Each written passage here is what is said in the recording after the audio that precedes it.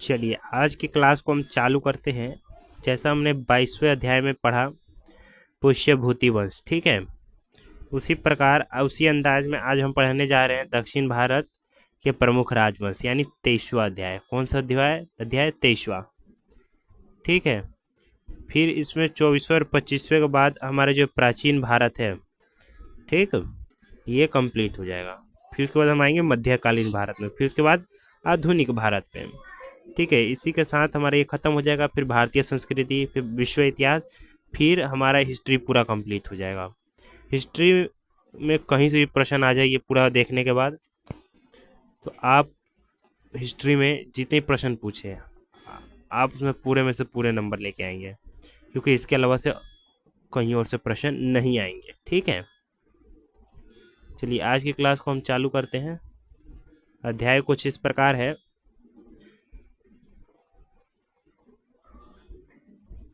दक्षिण भारत का प्रमुख राजवंश, ठीक है। पल्लव राजवंश। प्रारंभिक पल्लव शासकों के उल्लेख उनके प्राकृतिक तथा संस्कृत अभिलेखों से प्राप्त होते हैं, ठीक है।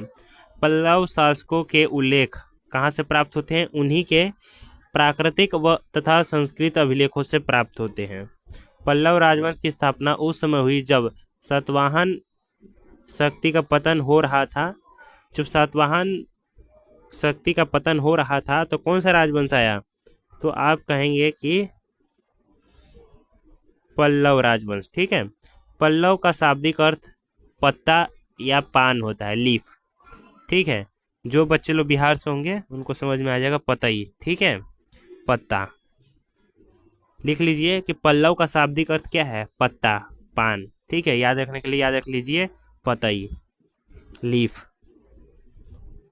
पल्लव शासक ब्राह्मण थे, पल्लव शासक ब्राह्मण थे, ठीक है, लेकिन अभिलेखों में स्वयं को क्षत्रिय बताते हैं। पल्लव शासक ब्राह्मण थे लेकिन अभिलेखों में स्वयं को क्या बताते हैं? तो आप बोलेंगे क्षत्रिय बताते हैं। लिखते हुए चलिए, पल्लव वंश के संस्थापक कौन है? ठीक है, लिख लीजिए पल्लव वंश के संस्थापक वपदेव, ठीक है, वपदेव। वपदेव ने आंध्र प्रदेश एवं तांडे मंडलम पर शासन किया, ठीक है। कहाँ पे शासन किया? आंध्र प्रदेश और कहेंगे तांडे मंडलम पे शासन किया, ठीक है। सिंह विष्णु को पल्लव वंश का वास्तविक संस्थापक कहा जाता है। लिख लीजिए, संस्थापक और वास्तविक संस्थापक किसे कहा जाता है? आप बोलेंगे सिंह विष्णु को। किसको? सिंह विष्णु को, ठीक है। आगे क्या लिखा गया है? इसे आदि पुरुष भी मानते हैं इन्हें, और क्या कहा जाता है? आदि पुरुष भी कहा जाता है, ठीक है। सिंह विष्णु सिंह वर्मन को अवनी सिंह तथा सिंह विष्णु उत्तरायण के नाम से जाना जाता है, ठीक है। नोट कर लीजिए किनको और किन नामों से जाना जाता है, ठीक है। सिंह विष्णु के दरबार में लेखक भारवी रहते थे। सिंह विष्णु के दरबार के लेखक कौन थे? भारवी, ठीक है। लेखक भारवी ने कौन सी पुस्तक की रचना की है? तो आप कहेंगे किराता जुरनियम, ठीक है, किराता जुरनियम। नोट कर लीजिए, रचना किन्होंने किया है? लेखक भारवी। किसके दरबार के लेखक थे? आप बोलेंगे सिंह विष्णु, ठीक है। इसमें अर्जुन एवं किरात शिकारी की कहानी है, ठीक है। इस पुस्तक में किसकी कहानी है? आप कहेंगे इसमें अर्जुन एवं किरात की कहानी है, ठीक है। सिंह विष्णु धर्मानुयायी, यानी कि शिव विष्णु वैष्णव धर्म थे, ठीक है। कौन से धर्म से थे? वैष्णव धर्म से, ठीक है। उसके समय में मामलापुरम में वराह मंदिर का निर्माण हुआ।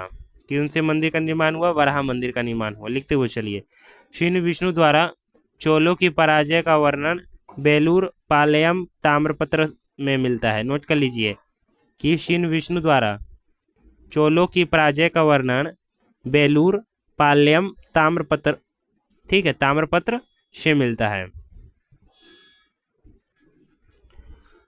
महेंद्र वर्मन प्रथम शिन विष्णु का पुत्र था। लिख लीजिए, महेंद्र वर्मन प्रथम, इनका शासनकाल रहा 600 से 600 ई तक, ठीक है। यह शिन विष्णु के क्या पुत्र थे। उत्तराधिकारी भी था, ठीक है। यह पल्लव वंश के महानतम शासक में था। यह पल्लव वंश के महानतम शासक में था। महेंद्र वर्मन विद्वान भी था, वह एक कवि एवं संगीतज्ञ था, ठीक है। महेंद्र वर्मन ने मत विलास व गुंधर उपाधियां ग्रहण की थी, ठीक है। लिख लीजिए कि इन्होंने कौन सी उपाधि धारण की थी। महेंद्र वर्मन ने मत विलास व गुणभर उपाधियां ग्रहण की थी, ठीक है। महेंद्र वर्मन युद्ध और शांति में दोनों में समान रूप से महान था। महेंद्र वर्मन से मत विलास प्रहसन नामक हास्य ग्रंथ की रचना की गई थी। लिख लीजिए कि जो ग्रंथ था यह मत विलास प्रहसन की रचना किसने की थी, तो आप बताएंगे महेंद्र वर्मन ने, ठीक है। इसमें बौद्ध भिक्षु एवं कापालिकम पर व्यंग किया गया है, ठीक है, व्यंग किया गया है, ठीक है। इस ग्रंथ में क्या किया गया है, इसमें बौद्ध भिक्षु एवं कपालिकम पर व्यंग किया गया है, ठीक। महेंद्र वर्मन प्रथम ने प्रसिद्ध संगीतज्ञ रूपराचार्य से संगीत की शिक्षा ली थी, ठीक है। लिख लीजिए संगीत के गुरु कौन थे जिन्होंने शिक्षा लिया था, तो आप बताएंगे संगीतज्ञ, प्रसिद्ध संगीतज्ञ रूपराचार्य, ठीक है। इस पुस्तक को भारत की प्रथम व्यंग्यात्मक पुस्तक माना जाता है, ठीक है। जो यह ग्रंथ की रचना महेंद्र वर्मन जी ने की थी, ठीक है। इस पुस्तक को भारत का प्रथम व्यंग्यात्मक पुस्तक माना गया है, ठीक है। नोट कर लीजिएगा। महेंद्र वर्मन ने शिव संत अप्पर के प्रभाव में जैन धर्म त्याग कर शिव मत ग्रहण कर लिया, ठीक है। कौन सा मत ग्रहण कर लिया, कहेंगे आप शिव मत ग्रहण कर लिया, ठीक है। महेंद्र वर्मन प्रथम को पुलकेशिन द्वितीय से पराजित होना पड़ा। किससे, तो आप कहेंगे पुलकेशिन द्वितीय से पराजित होना पड़ा, ठीक है। पल्लव वंश का सर्वाधिक शक्तिशाली शासक नरसिंह वर्मन प्रथम हुआ। इनके शासनकाल को लिख लीजिए 630 से, ठीक है, लिख लीजिए। आगे बढ़ते हैं। नरसिंह वर्मन ने पुलकेशिन द्वितीय चालुक्य को 3 युद्धों में पराजित किया। कितने युद्धों में, 3 युद्धों में, ठीक है। इसकी जानकारी हमें खुर्रम अभिलेख से मिलती है। लिख लीजिए कि जो यह जानकारी है कि नरसिंह वर्मन ने पुलकेशिन द्वितीय को 3 युद्धों में पराजित किया, इसकी जानकारी कौन से अभिलेख से मिलती है, तो आप कहेंगे खुर्रम अभिलेख से, ठीक है। खुर्रम अभिलेख से जानकारी हमें प्राप्त होती है। नरसिंह वर्मन प्रथम में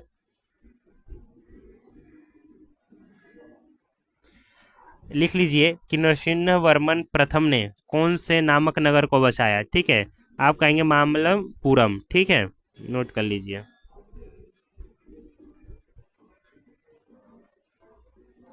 इसने मामल तथा वातापिकोंड की उपाधि धारण की।